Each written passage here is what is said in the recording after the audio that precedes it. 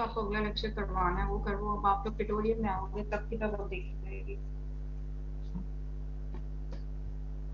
आज इसका टॉपिक हमने पढ़ना है वो है ट्रीटमेंट ऑफ आज इसका टॉपिक हमने पढ़ना है वो हमने क्रोनिक पॉइजनिंग का पढ़ना है, लेकिन उससे पहले लास्ट उसमें आपकी ये चीजें रह गई थी, ये वाली कवर करनी है। वो स्पेशली इसमें पूछते हैं कि आप सैंपल कलेक्शन कौन कौन सी करते हो अल्कोहलिक पेशेंट में, ठीक है।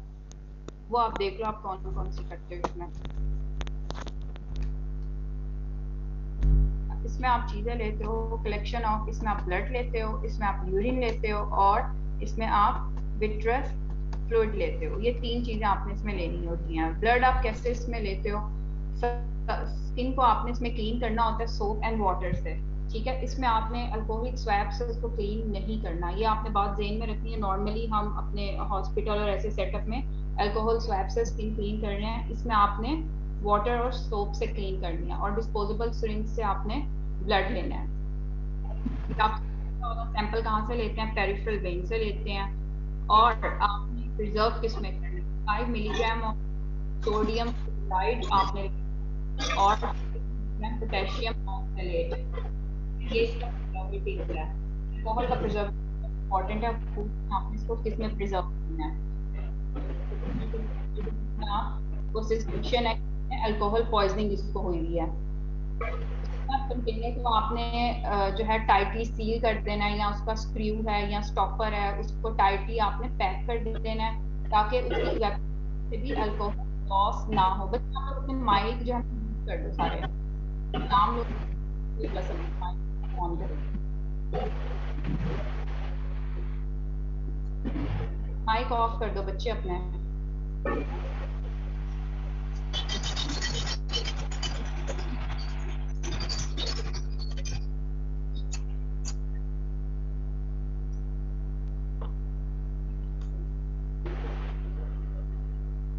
थर्ड ईयर अपने माइक ऑफ कर दो।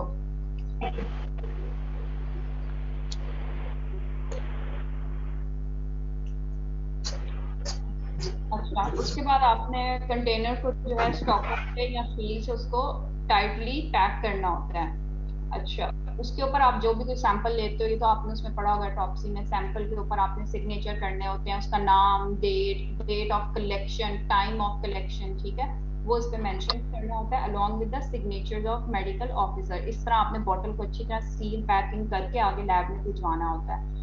और उसके बाद जो आपने सैंपल लिया, अगर लैब में लेट सपोज थोड़ी लेट पहुंचना है या कुछ एज सच है, तो आपने उसको रेफ्रिजरेटर में रखना है ताकि उसकी फर्मेंटेशन ना हो। बेसिकली जो अल्कोहल होती है उसकी वजह से फर्मेंटेशन होती है, और वो ब्लड में फर्मेंटेशन होती है और अल्कोहल प्रोटेक्शन होती है फर्मेंटेशन की वजह से, ठीक है। तो आपने उसकी फर्मेंटेशन प्रिवेंट करनी है, अदरवाइज उसकी वैल्यूज आपको सही नहीं पता लगेंगी ब्लड में कितनी है, ज्यादा आ सकती है उससे। Next is collection of urine. अब आपने यूरिन का सैंपल किसमें लेना होता है, लार्ज कंटेनर में लेना होता है जो कि कैप्ड हो, जिस तरह हमने ब्लड का लिया था, ताकि इवेपोरेशन से वो लॉस ना हो जाए जितना अल्कोहल उसमें प्रेजेंट हो। आपने सबसे पहले क्या किस तरह लेना होता है इसका सैंपल, ब्लैडर को एम्प्टी करवाना है, ठीक है, और उसको कहना है कि जो ऑलरेडी आपका यूरिन प्रेजेंट होगा वो सैंपल नहीं लेना, सेकंड सैंपल उसका लेना है 30 to 60 मिनट्स में, और वहां लेना है जहां इर्द गिर्द कोई पानी प्रेजेंट ना हो, अदरवाइज वो उसकी डाइल्यूशन कर देगा पानी ऐड करके यूरिन में, ठीक है। वहां पे आपने उसका सैंपल कलेक्शन करनी है और फर्स्ट सैंपल नहीं लेना, सेकंड सैंपल लेना है। उसमें आपको सही उसकी डोज पता लगेगी कि कितना उसके अंदर कितने मिलीग्राम या कितना उसमें अल्कोहल प्रेजेंट है। 30 milligram of phenyl mercuric nitrate, इसका जो प्रिजर्वेटिव है यूरिन का वो फिनाइल मर्क्यूरिक नाइट्रेट होता है for 10 ml of urine. Bottle को जिस तरह हमने ब्लड की थी सिक्रीव करना है, सील करना है, और सारे पर्टिकुलर जो आपको बताए थे name place time of collection वो इस पे भी आपने मेंशन करने हैं along with the signatures.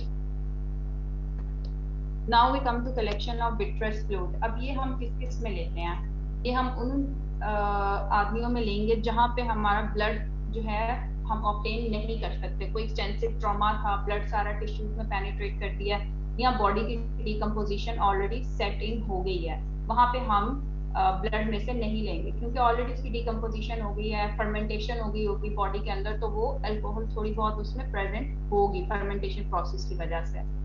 Crystal clear colourless vitreous fluid आपने कलेक्ट करना है, उसमें कोई ब्लड वगैरह या उसका कोई टिंज नहीं होना चाहिए। और वो आप कैसे कलेक्ट करते हो?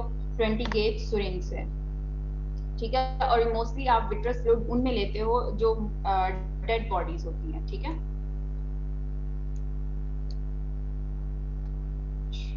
ये तो हमने लास्ट टाइम कर लिया था। Now we come to chronic alcohol poisoning. Chronic alcohol poisoning से क्या क्या इफेक्ट होते हैं? First of all liver cirrhosis होता है, ये आप सबको पता होगा। लीवर फेलियर हो जाता है, ठीक है। लीवर सिरोसिस होता है, वो अल्कोहल पॉइजनिंग में होता है। जो कोई अल्कोहल के इंटेक कर रहा होता है, सबसे पहले उसका लीवर फेलियर होता है। अच्छा, जो लिवर सिरोसिस होता है उसके लिए हम एक एंजाइम करते हैं, गैमा ग्लूटामाइल ट्रांसपेप्टाइडेज। ये हम देखते हैं, ये एमसीक्यू में आपसे मल्टीपल टाइम पूछा जाता है, कौन सा आप इसमें एंजाइम देखते हो?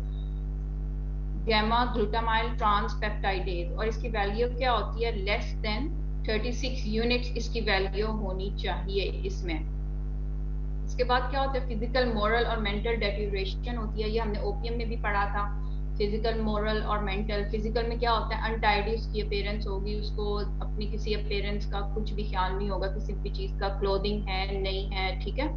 और मोरल क्या होता है? वो तरह तरह के क्राइम्स करने शुरू कर देता है in order to seek money for this alcohol और ओपियम पॉइजनिंग। इन दोनों में चीजें कॉमन है। और मेंटल डेटोरेशन होनी शुरू हो जाती है, उसको फॉरगेटफुलनेस शुरू हो जाता है, लॉस ऑफ मेमोरी, ठीक है। डिमेंशिया की लास्ट स्टेज होती है। ये तीनों चीजें स्टार्ट हो जाती हैं इसमें अल्कोहल की क्रोनिक पॉइजनिंग में। क्रोनिक गैस्ट्रोएंटराइटिस उसको होगा, वेट लॉस होता है, जाहिर बात है। पेरिफेरल न्यूरोपैथी स्टार्ट हो जाएंगी, विटामिन B12 की डेफिशिएंसी होने लग जाती है इनमें, ठीक है। उसकी वजह से पेरिफेरल न्यूरोपैथी होती है। और लास्टली इंपोर्टेंस और स्टेरिलिटी होती है मेन और वुमेन में। अच्छा, ये इससे बेसिकली इफेक्ट्स हैं, कहाँ कहाँ होते हैं? सबसे इसका प्रोनाउंस जो इफेक्ट है वो लीवर पे होता है। हेल्दी लीवर जो है उसमें सिरोसिस हो जाती है, लीवर सिरोसिस। सेकेंडली आपको बेबी नजर आ रहा होगा राइट साइड पे। ये क्या होता है? बेसिकली ये होता है फीटल अल्कोहलिक सिंड्रोम, हम जिसे कहते हैं। ये मदर्स में होता है बेसिकली, ठीक है। जो प्रेग्नेंट मदर्स होती हैं और वो अल्कोहल इनटेक करती हैं, specially during the first trimester या फर्स्ट 3 मंथ्स में जो करती हैं अल्कोहल इनटेक, ठीक है। उनमें ये वाले बेबीज का सिंड्रोम होता है फीटल अल्कोहल सिंड्रोम। इसमें basically low birth weight babies होंगे, पुअर मेमोरी होगी बेबी की, ठीक है। मतलब उसमें माइलस्टोन्स बड़े डिले होंगे सारे, मेंटल रिटार्डेशन वगैरह इस तरह की चीजें होंगी। ये इसकी सबसे इंपॉर्टेंट स्लाइड है सारी बेटी, ये वाली। क्रोनिक अल्कोहल पॉइजनिंग की 3 चीजें, ये आपसे मल्टीपल टाइम्स पूछी जाती हैं कि इसकी 3 साइन और सिम्टम्स या 3 स्टेजेस क्या क्या हैं। फर्स्ट स्टेज इसकी होती है delirium tremens, second one is Korsakoff साइकोसिस, third one is acute hallucinosis, ठीक है। ये 3 स्टेजेस हैं, इसका स्क्रीनशॉट ले लो जो भी आपने लेना है कि ये 3 स्टेजेस कौन कौन सी हैं इसकी। आगे हम इनकी डिटेल पढ़ेंगे। डिलीरियम ट्रेमेंस में क्या होता है, ठीक है। डिलीरियम ट्रेमेंस में बेसिकली होता है एक्यूट अटैक होता है इंसैनिटी का। इंसैनिटी क्या होता है?